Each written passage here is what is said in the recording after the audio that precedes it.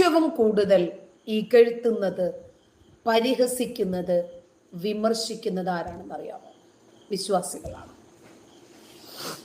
ഈ മതമില്ല എന്ന് ഡിക്ലെയർ ചെയ്തവരെക്കാളേറെ, മതത്തെ വിമർശിക്കുന്ന ആളുകളെക്കാളേറെ, ഹിന്ദുക്കളെക്കാളും ക്രിസ്ത്യാനികളെക്കാളും ഒക്കെ ഏറെ ഈ മതത്തെ വിമർശിച്ചു കൊണ്ടിരിക്കുന്നതും പ്രവാചകനെ പരിഹസിച്ചു കൊണ്ടിരിക്കുന്നതും വിശ്വാസികളാണ്. എനിക്കത് ഏത് രൂപത്തിലും നിങ്ങളുടെ മുമ്പിൽ സമർത്ഥിക്കാൻ സാധിക്കും. ഇസ്ലാമിനെ ഇത്രയധികം ആളുകൾ വിമർശിക്കാൻ തന്നെ കാരണം എന്താ? ഒരു മതപുരോഹിതൻ വളരെ കൃത്യമായിട്ട് അത് പറഞ്ഞിട്ടുണ്ട്. നമ്മൾ നമ്മുടെ മതവിശ്വാസങ്ങളുമായിട്ട് മുന്നോട്ട് പോയി, ശരി, ഒരു കുഴപ്പമില്ല. നമ്മുടെ വിശ്വാസം നമ്മൾ പ്രചരിപ്പിച്ചു, ഒരു പ്രശ്നവുമില്ല. മറ്റുള്ള മതവിശ്വാസികളുടെ അവരുടെ മതപ്രമാണങ്ങളെ സംബന്ധിച്ചും വിശ്വാസങ്ങളെയൊക്കെ കുറിച്ച് വിമർശിക്കാൻ തുടങ്ങി. അതോടെ അവര് നമ്മുടെ വിശ്വാസ പ്രമാണങ്ങളെ സംബന്ധിച്ച് പഠിക്കുകയും മനസ്സിലാക്കുകയും ചെയ്തിട്ട് ഇപ്പോ അവര് ഇസ്ലാമിനെ വിമർശിച്ചു കൊണ്ടിരിക്കുക. അങ്ങോട്ട് കൊടുത്തിട്ട് വാങ്ങിച്ചതല്ലേ? നോക്കിക്കോ. സ്നേഹ സംവാദത്തിന്റെ പേരിൽ മറ്റ് മതവിഭാഗങ്ങളുടെ വേദമന്ത്ര തന്ത്രങ്ങളെ അടർത്തിയെടുത്ത് വിമർശിച്ചതാണ് വലിയ കുഴപ്പം. പണ്ടതില്ലായിരുന്നു. ഒരു ഇസ്ലാമിക വേദിയിലും ഒരു മുസ്ലിം പണ്ഡിതനും ഗീതയെ അല്ലെങ്കിൽ മനുസ്മൃതിയെ ഉദ്ധരിച്ച് പരിഹസിച്ച് കളിയാക്കി പറയാറില്ലായിരുന്നു. അടുത്ത കാലത്ത് അത് തുടങ്ങി. അപ്പൊ ബോധവാന്മാരായ ആ മതത്തിന്റെ ആളുകൾ ഇങ്ങനെ പോയാൽ നമ്മുടെ മതദർശനങ്ങളെ ഇകഴ്ത്തുന്ന പരിഹസിക്കുന്ന ഈ രീതി നമുക്ക് അപകടം ചെയ്യുമെന്ന് അവർ തിരിച്ചറിഞ്ഞപ്പോൾ രണ്ട് കാര്യം ചെയ്യാൻ തുടങ്ങി.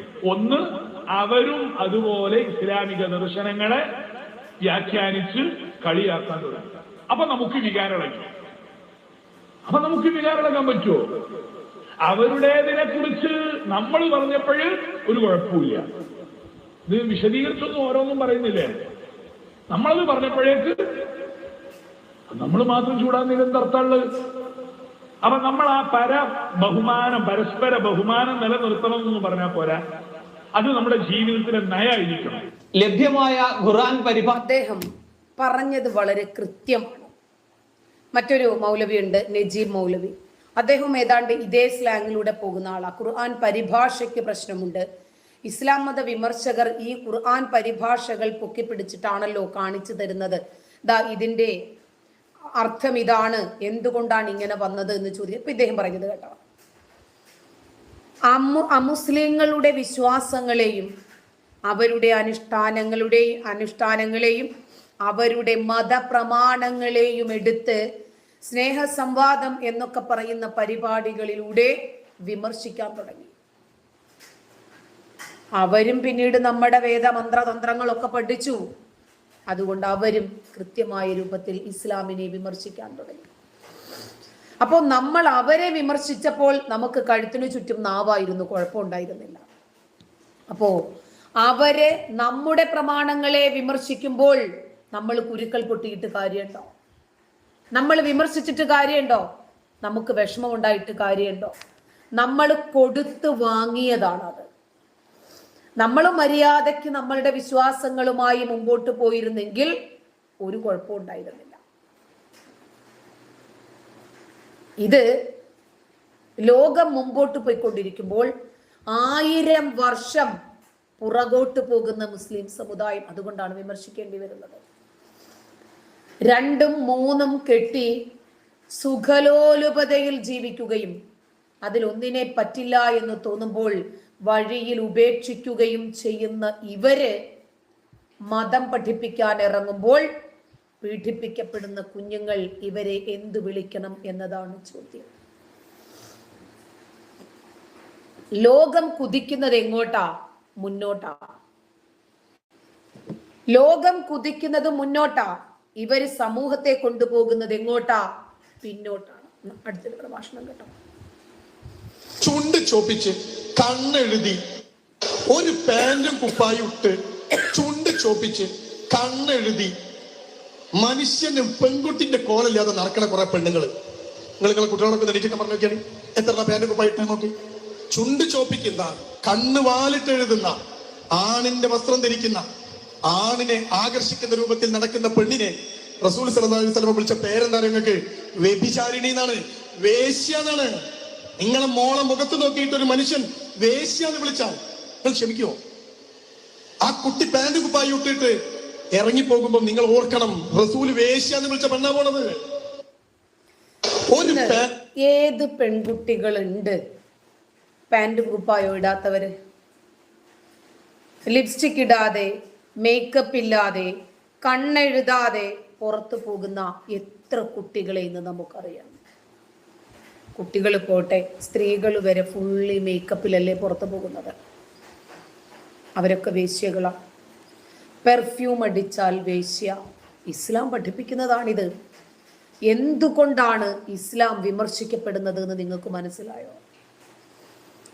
എന്തുകൊണ്ടാണ് ഇസ്ലാമിൽ നിന്നും ഏറ്റവും കൂടുതൽ ആളുകൾ മതരഹിതരായി മാറുന്നത് എന്ന് ചിന്തിച്ചിട്ടുണ്ടോ? ഉണ്ടോ? ഇതൊക്കെയാണ് കാരണം. ഇസ്ലാമില് ഒരുപാട് വേലിക്കെട്ടുകളാണ്. സ്ത്രീകളുടെ കബറിടങ്ങളായി മാറുകയാണ് ഇസ്ലാം.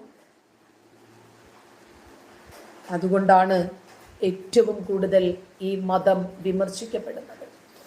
ഈ മതത്തിൽ നിൽക്കാൻ ആളുകൾക്ക് താല്പര്യമില്ലാത്തത്, യുവതലമുറയ്ക്ക് താല്പര്യമില്ലാത്തത്, ഈ മതം മനുഷ്യനെ 6-ാം നൂറ്റാണ്ടിലേക്ക് കൊണ്ടുപോകുന്നു എന്ന് ബോധമുള്ളത് കൊണ്ടാണ്.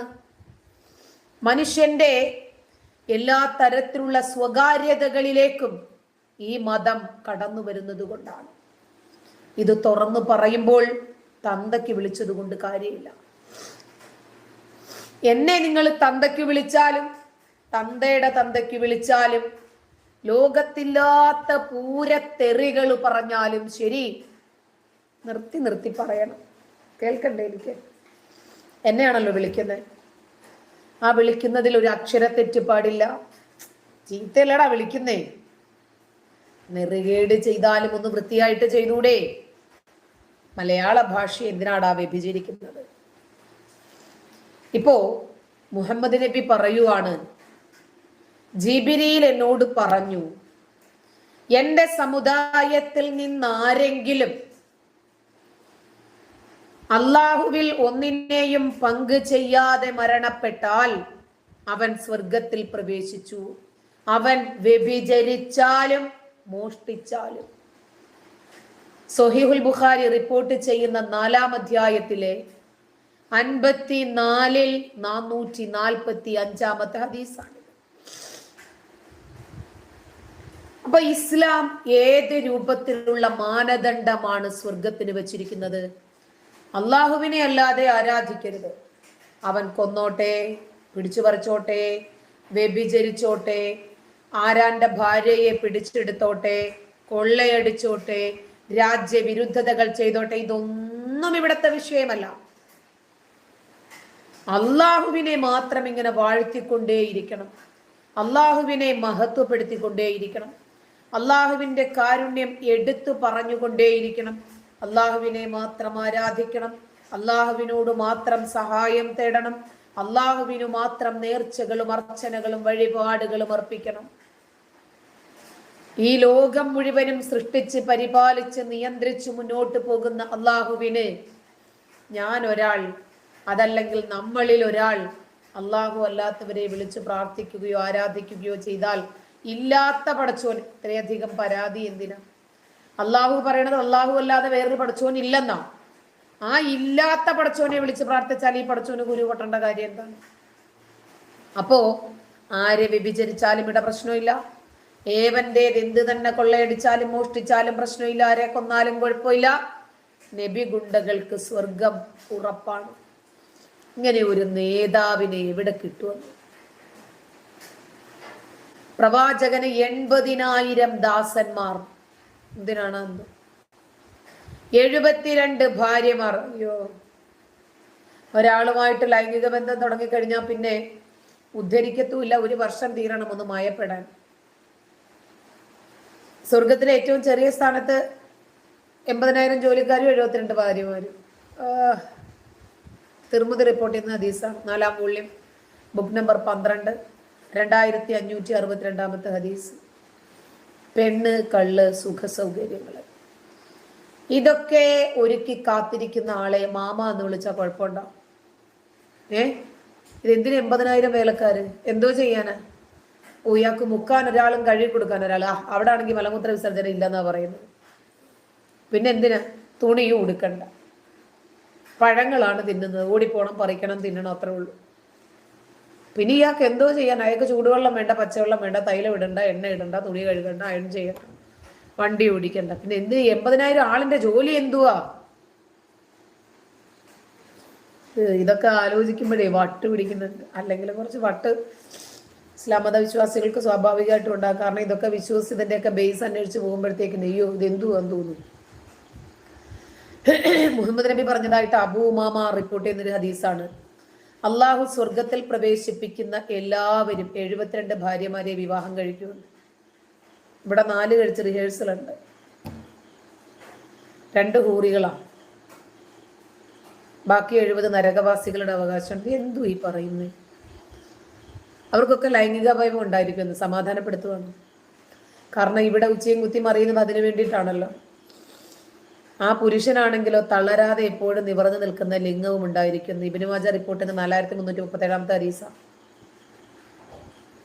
ഈ നരകാവകാശികൾക്ക് എന്തിനാണ് 70 ഹൂറന്മാരെ? അവരെ പൊരിച്ചെടുക്കാനോ? എണ്ണയിലിട്ടിട്ട് പൊരിച്ചെടുക്കുമ്പോൾ അടുക്കി വെക്കാനായിരിക്കും. അതോ ഉപ്പും പുളിയുണ്ടോന്ന് മുരിഞ്ഞോന്ന് നോക്കാൻ വേണ്ടിയിട്ടാണ്. വെന്തോന്നൊക്കെ നമ്മൾ ഇടയ്ക്കിടയ്ക്ക് നോക്കുമല്ലോ. മലക്കുകളുടെ കൈ കഴിക്കുമ്പം പിടിച്ചു കൊടുക്കാനായിരിക്കും, അതോ മലക്കുകൾക്ക് തൈലം ഇട്ട് കൊടുക്കാനാണ്? തെരഞ്ഞെടുക്കപ്പെട്ട ആളുകളുടെ ലിംഗം ഒരിക്കലും മയപ്പെടുത്തുന്നില്ല. അവരുടെ ഉദ്ധാരണം ശാശ്വതമായിരിക്കുന്നു. പിന്നെ എന്തോ പിന്നെ 72 കൂലികൾ, 72 തരുണികൾ പിന്നെ എന്തോ ഉണ്ടാക്കാനാ? ഇത് ഉദ്ധാരണം തീരുന്നുമില്ല. അടുത്ത ഹൂറിയെ പിന്നെ എങ്ങനെ സമീപിക്കുമെന്നൊരു ചോദ്യമുണ്ട്. ഒരു ഹൂറിയുമായിട്ട് ലൈംഗിക ബന്ധത്തിൽ ഏർപ്പെട്ടുകൊണ്ടിരിക്കുമ്പോഴേ ബാക്കി 72 പേര് എവിടെ പോകും? ഊട്ടിക്ക് ടൂറ് പോകുക. എനിക്ക് മരിച്ചൊക്കെ പോകണടാ സുഹൈലെ, ഇതൊക്കെ അല്ലടാ പടച്ചോൻ തരുന്നത്. മൊത്തം കോമഡിയാണ് അശ്വതി. ഇത് വായിച്ച് വായിച്ച് മനുഷ്യന്റെ കിളി പോയിരിക്കുക. ഒന്ന് ആലോചിച്ച് നോക്കിക്കേ. കുളിക്കണ്ട, നനയ്ക്കണ്ട, ടോയ്ലറ്റിൽ പോകണ്ട, യാത്ര പോകണ്ട, സാധനം പർച്ചേസ് ചെയ്യണ്ട, പ്രിപ്പയർ ചെയ്യണ്ട, പാചകം ഒന്നും ചെയ്യണ്ട.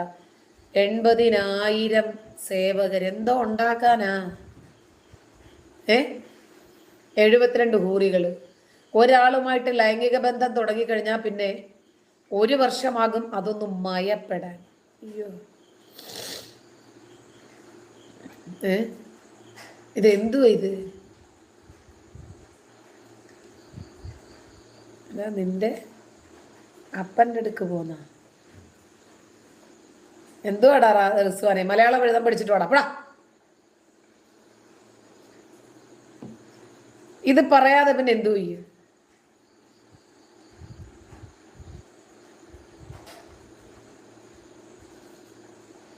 സൽമാ ഷംസിനെ കൃഷി ചെയ്യാൻ മുട്ടുന്നത് കലപ്പയുമായിട്ട് എവനെങ്കിലും ഉണ്ടോന്ന് നോക്കടി.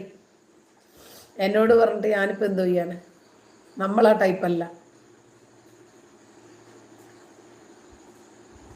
ഇവർക്ക് ആകെ അറിയുന്നത് തന്തയ്ക്ക് വിളിക്കാൻ മാത്രമാണ്. ഇതൊക്കെ ചോദിച്ചു പോകുമ്പോഴാണ് ഇവരുടെ പ്രശ്നം. ഇനി ഞാൻ പറഞ്ഞ വിഷയം നിങ്ങൾ ശ്രദ്ധിച്ചിരുന്നോ? അതായത് ഭാര്യയുടെ കണ്ണു വെട്ടിയാൽ നബി കള്ളവഴിക്ക് പോകുമെന്ന് പറഞ്ഞത് ഞാനല്ല. ഇത്രയും ഭാര്യമാരുമുണ്ട്. സ്വർഗം അല്ല, ശരീരം വാഗ്ദാനം ചെയ്യപ്പെട്ട സ്ത്രീകൾ ഇഷ്ടം പോലെയുണ്ട്. എന്നാലും ഒരൽപ്പം ശ്രദ്ധ തെറ്റിയാൽ നബിയുടെ കാര്യം സാധിക്കാൻ മറ്റുള്ളവരുടെ അടുത്തേക്ക് പോകും. അതല്ലെങ്കിൽ അവരെ വിളിച്ച് നബിയുടെ കിടക്കയിൽ കൊണ്ടുവരും. ഇത് ഞാൻ പറഞ്ഞതൊന്നും അല്ല സുഹൃത്തുക്കളെ.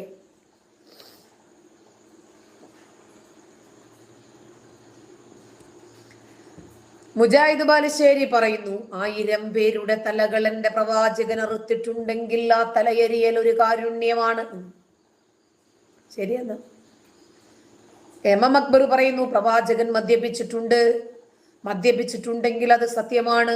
ശരി, കള്ളുകുടിയനാണെന്ന് ഒരാളും കൊലയാളിയാണെന്ന് ഒരാളും. റഫീഖ് സലഫി പറയുന്നു ഭാര്യയെ പറഞ്ഞ് വാപ്പാടെ അടുത്തേക്ക് വിട്ടിട്ടെ വേറൊരു പെണ്ണിനെ പിടിച്ച് കിടത്തി വ്യഭിചരിക്കുന്നത് കണ്ടുകൊണ്ട് ലൈവായിട്ട് നബിയുടെ ഭാര്യ ഹഫ്സ വന്നു. നബി ഒരു ദുർനടപ്പുകാരനാണെന്നും വ്യഭിചാരിയാണെന്നും കള്ളവെടിയനാണെന്നും സ്ഥാപിക്കാൻ റഫീഖ് സലഫി, കള്ളുകുടിയനാണെന്ന് സ്ഥാപിക്കാൻ മുജാഹിദ് എം അക്ബർ, കൊലയാളിയാണെന്ന് സ്ഥാപിക്കാൻ മുജാഹിദ് ബാലുശ്ശേരി. ഖുർആൻ പറയുന്നത് നബി ഒരു ഉത്തമ മാതൃകയാണെന്ന്.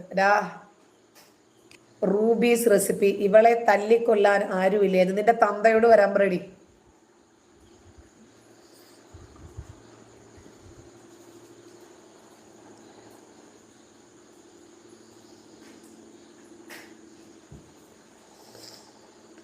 ഖുർആൻ പറഞ്ഞതാണ് ഈ മുസ്ലിം പ്രഭാഷകര് പറയുന്നത്.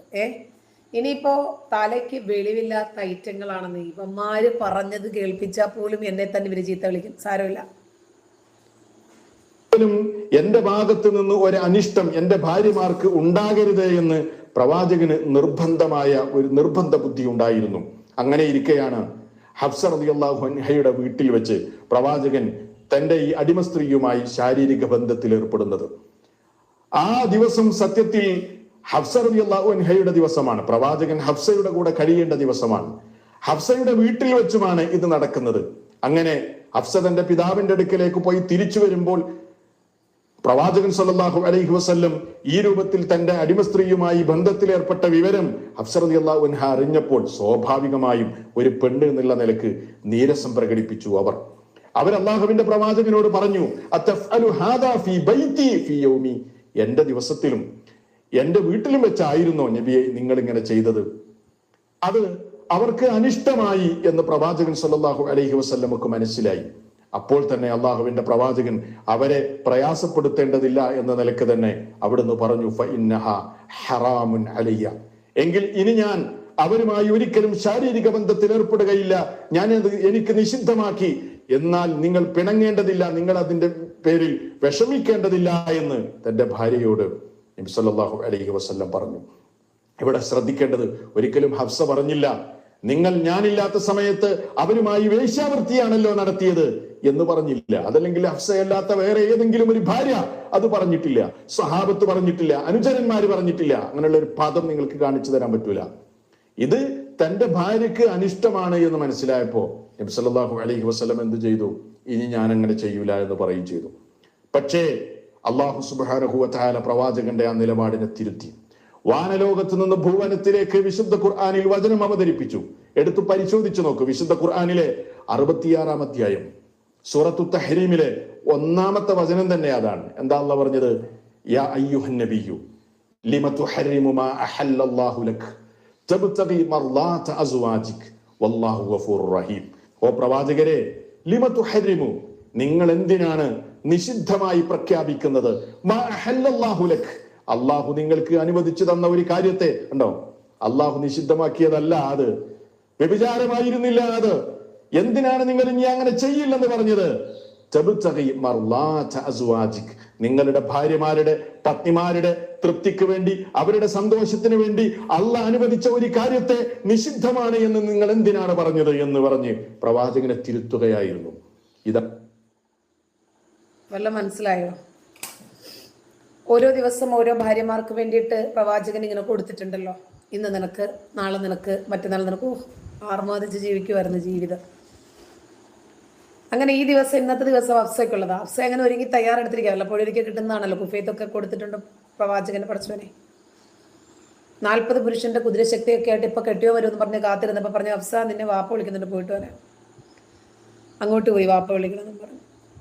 അങ്ങോട്ട് പോയ സമയത്താണ് നബി ആ ഇടയ്ക്ക് ഒരു പെണ്ണിനെ പിടിച്ചങ്ങ് കിടത്തി മാര്യത്തിൽ കിടത്തിയെ. ഇവർക്ക് ആകെ കിട്ടുന്ന ഒരു ദിവസമാണ്. ഹഫ്സ പോയപ്പോൾ വാപ്പ വിളിച്ചില്ല. പെട്ടെന്ന് ഹഫ്സ തിരിച്ചു. പോയതിനെക്കാട്ടി സ്പീഡിൽ ഹഫ്സ തിരിച്ചു. എന്നിട്ട് ഹഫ്സ പറഞ്ഞു വാപ്പ വിളിച്ചില്ല. വരുന്ന ഉടനെ ലൈവായിട്ട് കാണുന്നത് നബിയും മാര്യത്തിൽ കിടത്തി എന്ന് പറയുന്ന പെണ്ണും തമ്മിൽ നടക്കുന്ന ഡിങ്കോട അൽഫിയ. ഒരു പെണ്ണിനും സഹിക്കാൻ പറ്റില്ല. അപ്പൊ നബി പറഞ്ഞു, ഹഫ്സ ഒരു പ്രാവശ്യം ഒന്ന് ക്ഷമിക്കും. ഇനി ഒരിക്കലും ഞാൻ അവളെ തൊടത്തില്ല എന്ന് പറഞ്ഞു. അതുകൊണ്ട് കാര്യമില്ലല്ലോ. അപ്പൊ പടച്ചോൻ ആയത്തിറക്കടാ, നിനക്ക് ഞാൻ അനുവദിച്ചു തന്നതല്ലേടാ ഇതുപോലത്തെ വ്യഭിചാരങ്ങളൊക്കെ. ഭാര്യയുടെ തൃപ്തിക്ക് വേണ്ടിയിട്ട് നീ എന്തിനാടാ ഞാൻ നിനക്ക് അനുവദിച്ചു തന്നത് വേണ്ടാന്ന് പറയുന്നേ? നല്ല പഠിച്ചോൻ, നല്ല പഠിച്ചോനല്ലേ. ഞങ്ങളുടെ പഠിച്ചോൻ ഇങ്ങനെയാണ്. ഞങ്ങളുടെ പഠിച്ചോന്റെ രീതി, പ്രവാചകൻ എപ്പോഴാണോ കളിക്കാൻ മുട്ടുന്നത് അപ്പോൾ കളിക്കാൻ സൗകര്യം ഒരുക്കി കൊടുക്കുക എന്നത് അള്ളാഹുവിന്റെ ദൗത്യമാണ്. ഇപ്പൊ തരങ്ങളൊന്ന് ആലോചിച്ചിട്ട് ഇവിടെ ഒന്ന് തെറി പറയുന്ന നാറികളുണ്ട്. ഇവന്മാര് കേൾക്കുന്നുണ്ടോ ഇത് വല്ലതും? നീയൊക്കെ തെറി പറയടാ, കുഴപ്പമൊന്നുമില്ല. എൻ്റെ തന്തയ്ക്ക് തള്ളയ്ക്കൊക്കെ വിളിക്കുന്നുണ്ട്, പറഞ്ഞു. നിന്റെയൊക്കെ കള്ളവടി നിന്റെ ഭാര്യമാര് കണ്ടുകൊണ്ടുവന്ന് എന്ത് ചെയ്യൂടാ? എന്തായാലും